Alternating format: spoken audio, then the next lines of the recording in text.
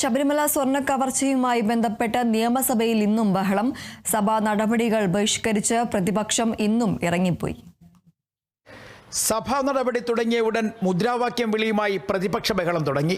സ്വർണ്ണപ്പാളി വിവാദം ഉയർത്തി മുദ്രാവാക്യം വിളിച്ചു.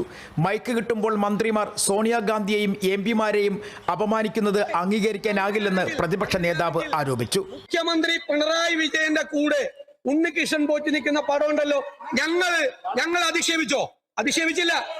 ഞങ്ങൾ അധിക്ഷേപിച്ചില്ല.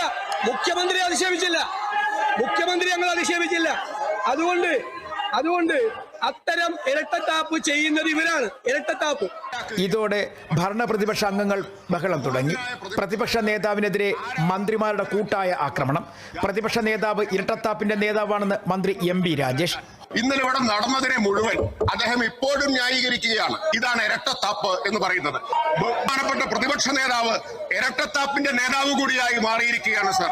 ഇവിടെ ഇന്നലെ ബഹുമാന്യരായ സോണിയാഗാന്ധിയെയും പ്രിയങ്ക ഗാന്ധിയെയും ആക്ഷേപിച്ചു എന്ന് പറഞ്ഞു. എന്താ നടത്തിയത്?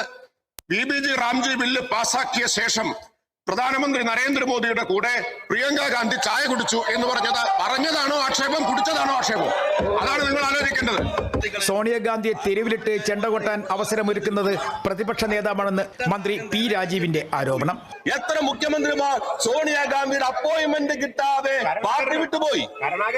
CK കരുണാകരൻ, ലീഡർ കരുണാകരൻ, അദ്ദേഹത്തിന് അപ്പോയിന്റ്മെന്റ് കിട്ടിയോ? മൂപ്പനാർത്തിയോ?